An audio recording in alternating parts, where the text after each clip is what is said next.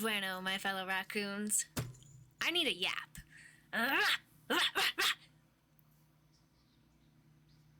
I'm making a complete what of myself? The most embarrassing thing you've ever seen? And now it's worse because I'm repeating everything you say in the microphone? For crying out loud, you're gonna scare the viewers away. I'm gonna head out. This guy, am I right? Okay, anyways, let's just jump into it.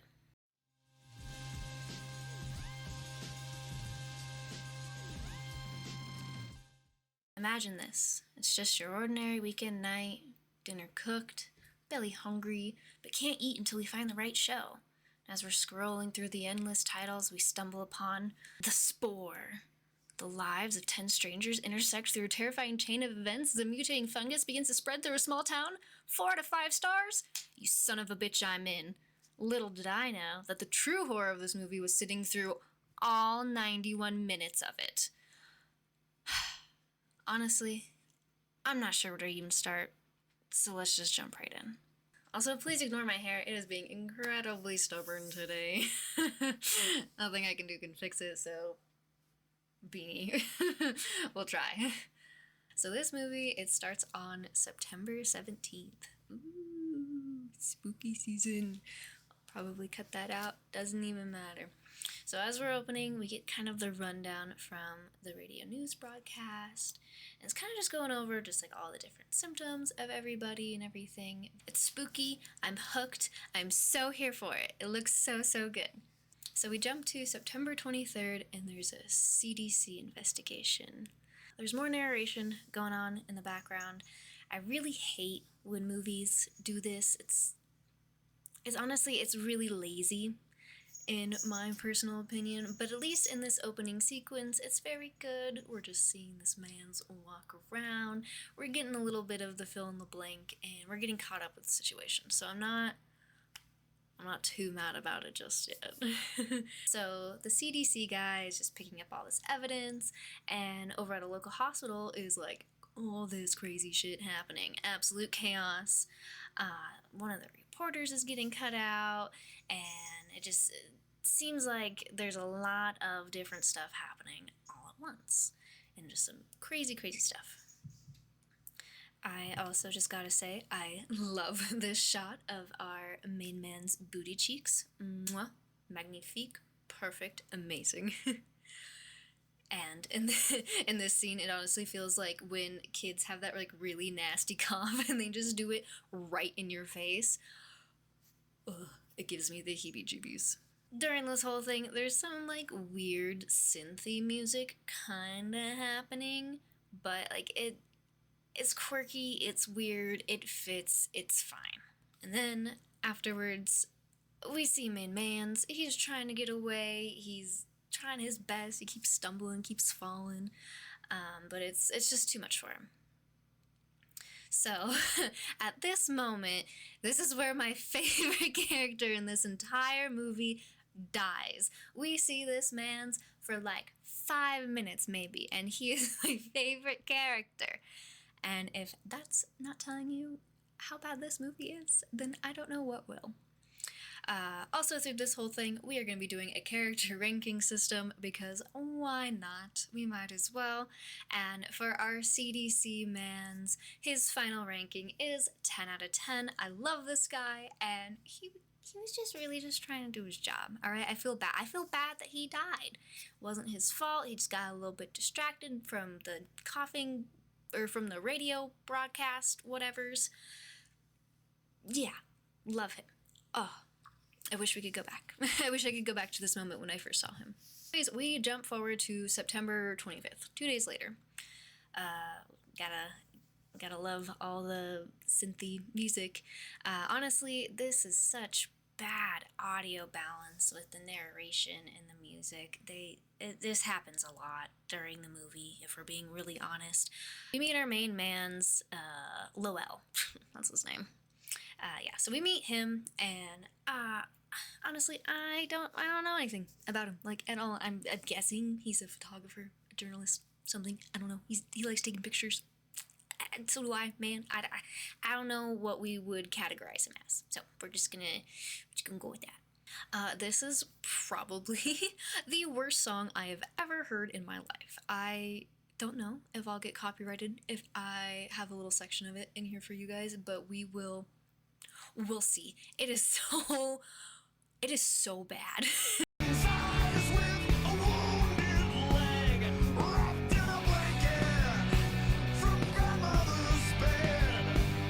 Okay, so our main man's Lowell. He's kind of just like driving through, taking pictures. He stops at like this church steeple thing, and then he finds this random house, and then all this commotion starts happening, and he runs towards it.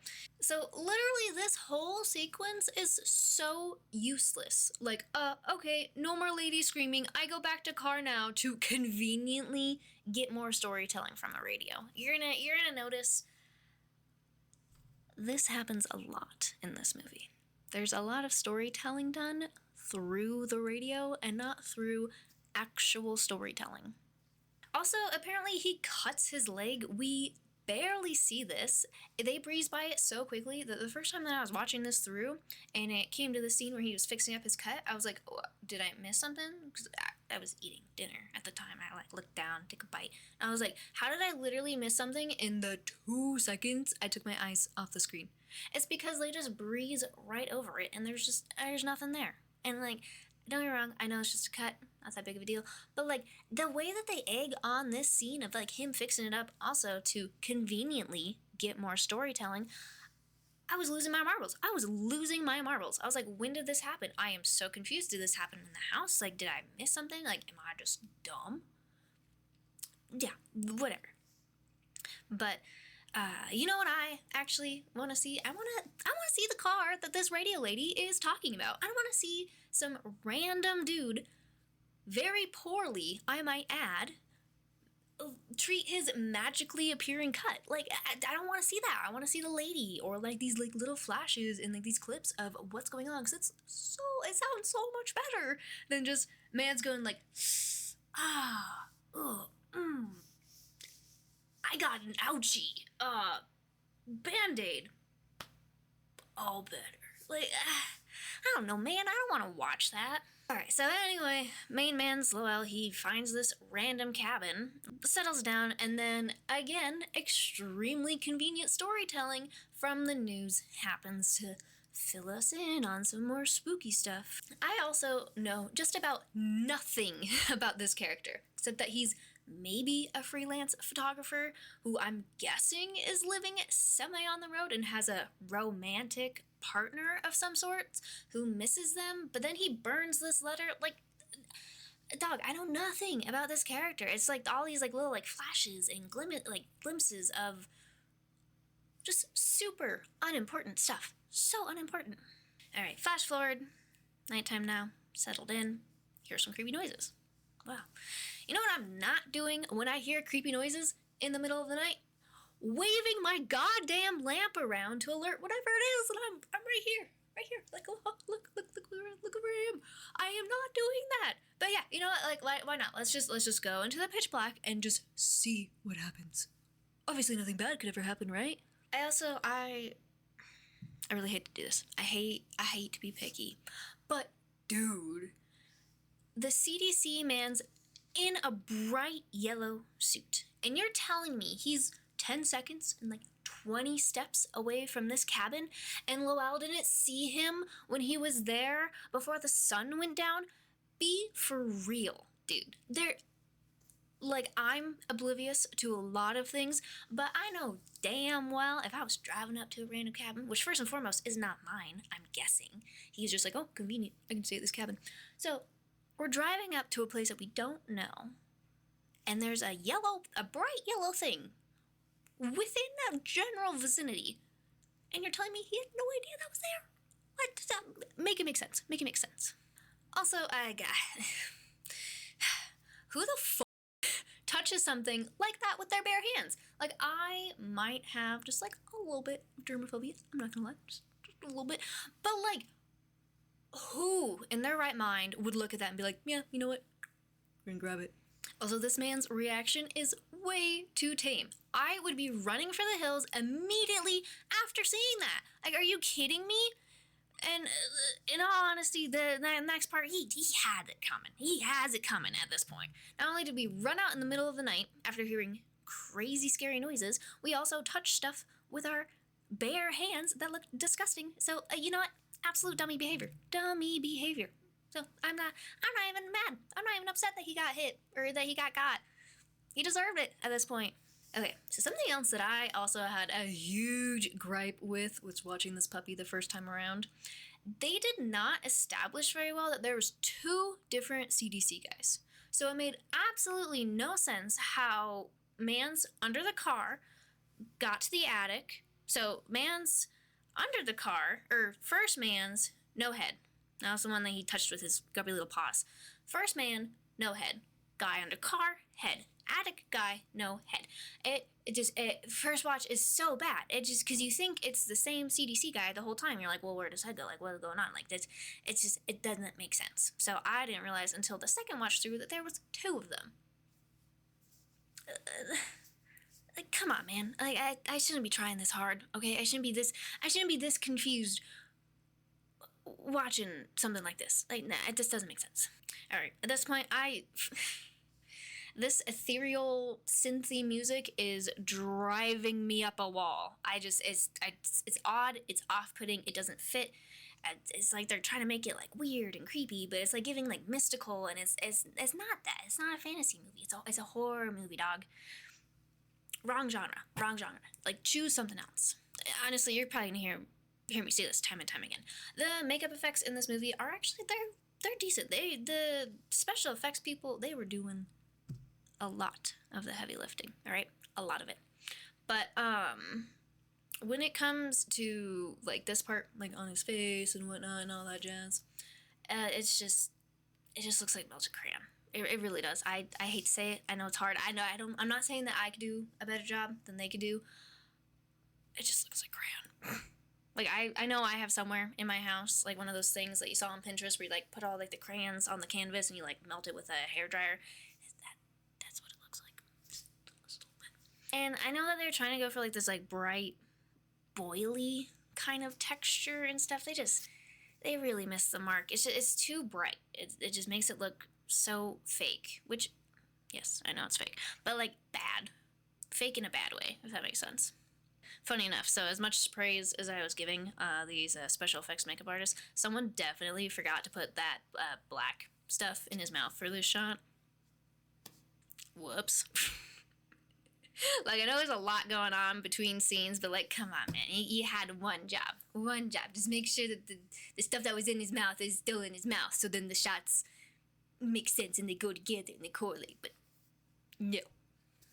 But yeah, anyway, so for more of the story, so Lowell gets got in the attic. Oh, big jump scare. Oh, watch out. Spends the night and then wakes up in the morning, and he's obviously not doing hot. Makes sense, right? Well, we're driving off into who knows where. I don't even know. I couldn't be bothered, honestly. Here on to our next character's final rating. I'm gonna give Mr. Lowell, or whoever the heck this guy is, he's gonna get a 5 out of 10. You know, we're gonna go right down the middle. Definitely a steep jump from our last character, but no one can replace Mr. CDC Cake Man. He is at the top for good reason. Now, originally, I was going to take away points for the simple fact that this character has, like, a paragraph of lines. Maybe. You know, I could probably type them all out and actually see, but, like, a very minimal dialogue.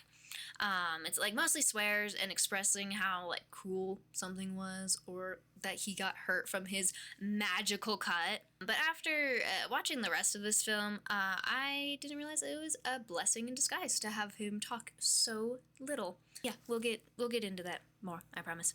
But I mean, overall, there's no backstory. Like, what was that whole letter thing? Doesn't make sense. Felt useless. Felt dumb. He's also captain of the Dummies Club. Actually, I do take that back. We got other characters that could be competing for the title of presidential dummy. All right, he's runner up. We'll say that he's runner up to presidential dummy. yeah, definitely not the worst character by quite a lot. So we'll move on. Lowell, he's driving around, yada yada yada, and we bump into our next character, Meadow. I don't know why I sang that. It just felt very, felt right. All right. So I'm assuming it's September 26th. Unlike with the last ones, we didn't get that time date. So it was nighttime and now it's daytime. I would assume that it's the next day. I hate this lady. I hate her so much. So we have Lowell pulling up next to her, being like, "You need a ride," or whatever he says. And the entire time he is just fighting through every word. He just sounds drunk. All right. I mean, like, get this man his keys. Get this man his keys. But I am not getting in to ride with a complete stranger talking like that. Are you kidding? Like, I feel like no one installed in her the, like, stranger danger or just a lick of common sense. Like, don't get me wrong, I know it's like apocalyptic-ish. You don't have a vehicle, you've been walking, you need a ride, but like, I'd rather walk. I really would. Jump forward, we're driving, and then like oh my god, are you okay? When he freaks out, like, it's so bad. Like, I'm sorry, did you not clock this immediately when you, like, walked in the vehicle with this guy? I'm so confused, man. Like, he has his entire face, from the close-up shots that we saw, the entire face is covered with this stuff. Granted, I know it's the side that's facing away from her. His entire arm as well. How did you not see any of this? It's not like he was wearing, like, long sleeves or anything. Like, how did you not see any of this? Are you okay? Of course he's not okay.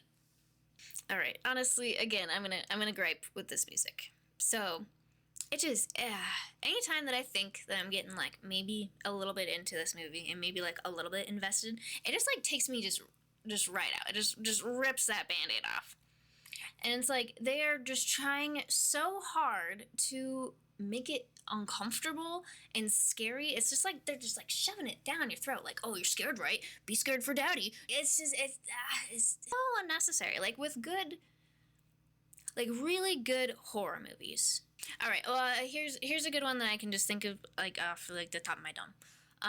So if y'all have ever seen the movie Hush, Deaf Lady, whatnot, they do a beautiful job with the audio. Granted, it goes with the context of the movie as well, but they do a beautiful job using silence. And I feel like a lot of low budget horror films, or at least I don't know how much this budget was. You know what? We're gonna look it up because now I'm curious. I'm going off on a tangent, but I promise I have an end to this. I promise.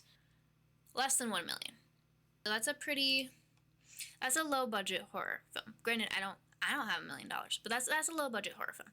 But anyway, so these low budget horror films have such a fear of using silence. And granted, in the movie Hush, they did a very good job of kind of trying to... They amplified noises to kind of bring it into our forefront, noises that we don't really think about. And then they muddled noises to kind of try to replicate how it would sound for her. But they also did a very good job of using silence. And low-budget horror movies are so scared to not have something playing every second. They are so worried that they have to fill up all this space when the best part and the most impactful part is the silence. And it's just disappointing, if we're being honest. It's just so disappointing. Because I feel like with this movie, I think it would have honestly been taken up leaps and bounds if they would have just used some of that, like, just natural sound and just not try to fill up just every spot in it all the time. Anyway, ran over. We'll get back to it. So, oh my god, what is even his name? All right, so Lowell attacks Meadow. The car, which Oh my god. It's just it's hilarious. It's hilarious anyway. But who runs from a zombie or anything scary like that? It's like the production crew was like, all right, we only got like 20 feet of shooting area. I need you to run as slowly as possible while looking like you're running very quickly. And they even had like that long shot where they're like coming down and then she's like running towards the camera. That love that. Where did where'd that energy go? Where'd the rest of it go? And I'm also just cracking up too when she loses her jacket, it just falls off and she just keeps running. It makes me wonder if that was just like a costume design mistake or if they meant to do that on purpose. I'm thinking it's the first between the two because it is just so silly, honestly. The shot of this scene, like it's supposed to be scary, right? Like, ooh, he's right there. First and foremost, nothing is in focus. And that jump music feels like a cymbals crash. And like it's not scary. Like when you do something like this, you have to have like either the time in between, because he's been chasing her this whole time. Like the way that they shot this scene, it seemed like he was relatively close to her. Granted, he's going slow, but like relatively close to her, right? So it's not like this, like where she lost him and then he like, oh, he appeared again. And, like that wasn't established at all. And it's just like, yes, having it in the background can make it scary because it's like a little blurry, a little fuzzy, whatnot. But like at least, like it was just done so badly, just so badly. It wasn't scary. It wasn't scary at all. It's funny. Honestly, POV if you're inside the microwave at 2 a.m. at my house and you just see me like slowly walking into the kitchen, that's honestly what it felt like. It's not scary. It's still running somehow. When did she get this scratch on her back? I'm wondering, like the space and like how it was working, like in the car, like how did she get that? And like he doesn't have claws. Why is she so scratched like that? Because he just had his like hands, so like that part, like it looks like a like wild beast attacked her, right? Like a bear or something. I don't understand like where these scratch marks came from, and unfortunately for these guys, they're done quite poorly as well. So sorry, special effects team, he let us down once again. I want to play a little game, all right? So they look nowhere close to each other this entire running scene, besides like the very, very beginning, and then like sorta kind of that scary jump scare scene, all right? What would you do if you had Lowell chasing you? Would you A, jog very slowly into a random direction, B, sprint, lose him, and circle back to the truck, or C, just lie down and wait for him to catch up? Granted, she didn't choose the worst of the three options, but still, run. He's going slow. We can see this. Circle back to the truck because I am betting the keys are still in it and it's still running, and just leave. Go home. I don't even know where you're home. Just go. No, I know I'm asking a lot of our current main character because she got into this truck in the first place. But, like, come on, dude. Survival instinct, like, at all? Zero. Nada. That Minecraft pig plushie has a better survival instinct than this character. And it's not even alive. R.I.P. Lowell at this point. Again, he wasn't the worst character. Am I sad? Not even a touch. But R.I.P. homie, we will miss you. Honestly, the rating still stands. I was tempted to bring it up or maybe bring it down depending on how his zombie acting was. But he did a pretty good job as zombie boy. Yeah, I'll give him that. So he's still staying at what did I give him? Like a 5? I gotta go through my notes. Yeah, I gave him 5. So yeah, he's still staying at 5. Okay, so, but our girl, our girl Meadow, we're not quite done with her yet. But for right now, she's getting a 3 out of 10. It pains me to say this. She is not our worst character, but she is as dumb as a bag of rocks, and it gets worse. Alrighty, ladies and gents, or I should say, fellow raccoons. We are now on to Wendy and Franklin. So it's still the same day, and Miss Meadow is just running around and happens upon their, I don't know, I guess a camping site, sort of, but there's like a cabin, I don't really know. But, off of my astute observation skills, my dear Watson, I come to the conclusion that the charcoaled man is most likely Franklin. And our lovely Meadow hears a scary noise and goes directly towards it, you know, as horror movie characters do. Her scared reaction is so bad. Like, I'm not even an actor, and my cat could probably do a better scared reaction stumbling upon that. We're back to, I feel like I need like a scale. I might do a scale or something of where the effects team is landing on right now, because honestly, they get big kudos for this butte. I don't even know if I can really show it on YouTube. It is a little nasty, a little gross.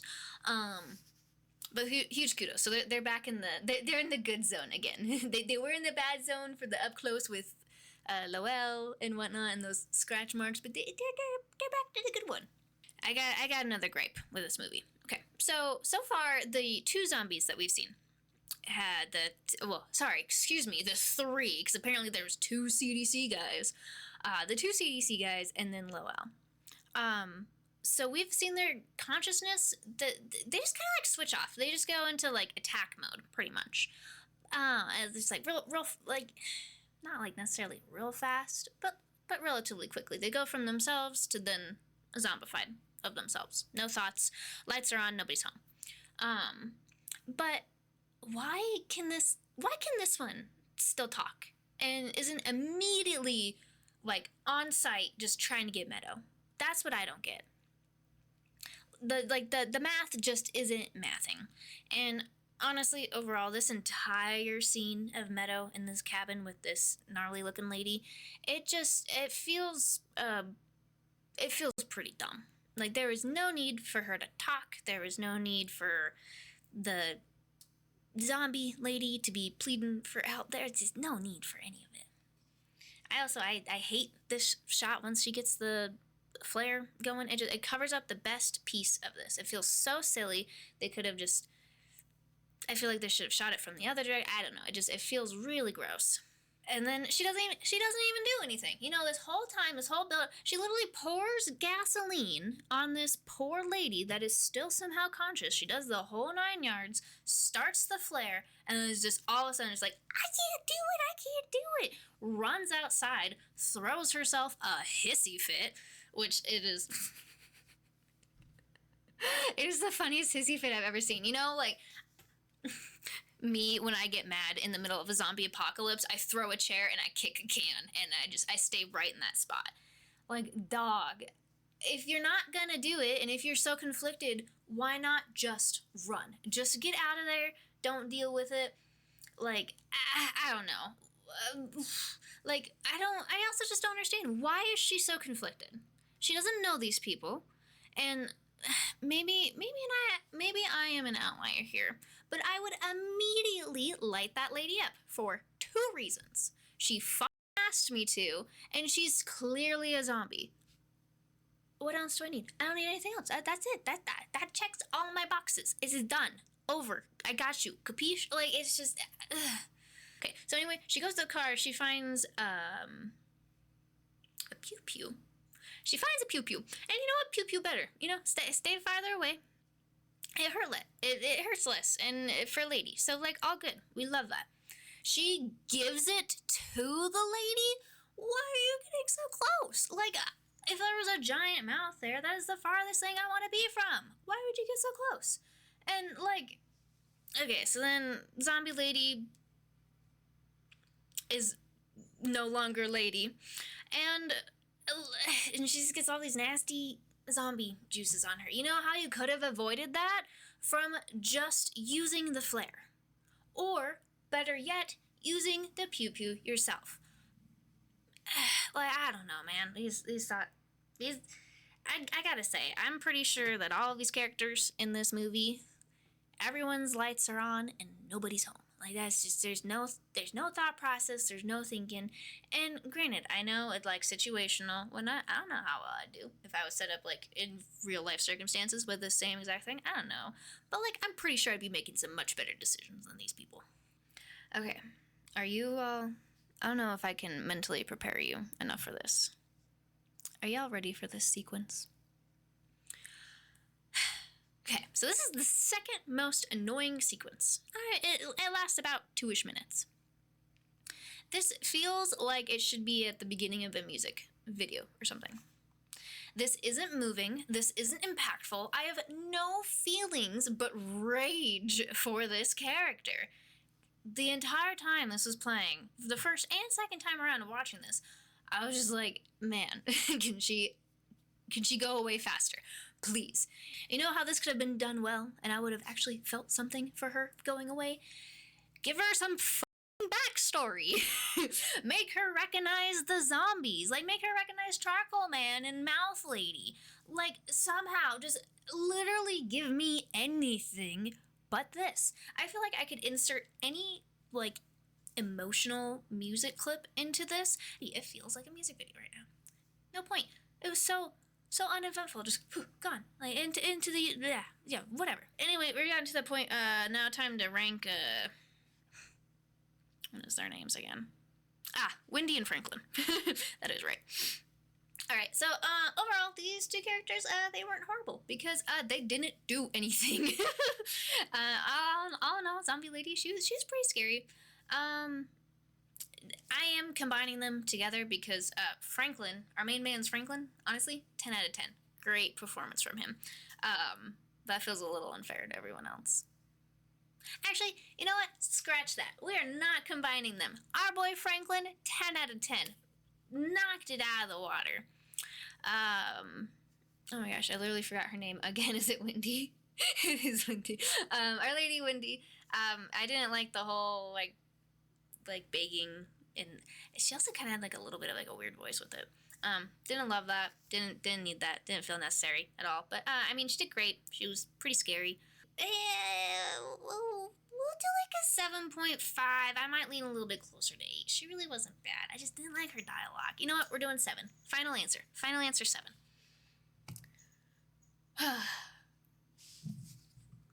Okay, folks.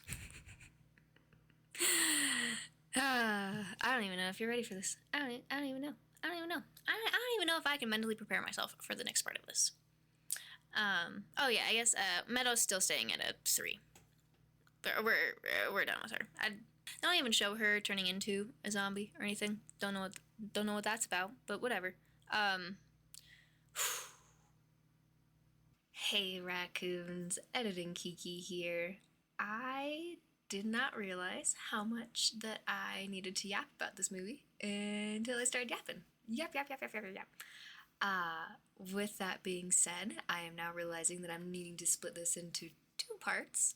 So we're going to be doing that. But hey, thanks for making it to the end of this guy. If you did, I feel like I should get you guys something. Would a little finger, is that enough? Or you know what? Here's a gold star. You guys are good noodles. You made it this far. Hey, if you liked the video, let me know by giving it a thumbs up. And comment down below if you guys have any movies that you feel like deserve an honorable mention or a spot in the Dumpster Films Club. And yeah, I will see you guys next time to wrap up the rest of this nonsense that is the Spore. Okay, thanks for watching. Bye bye.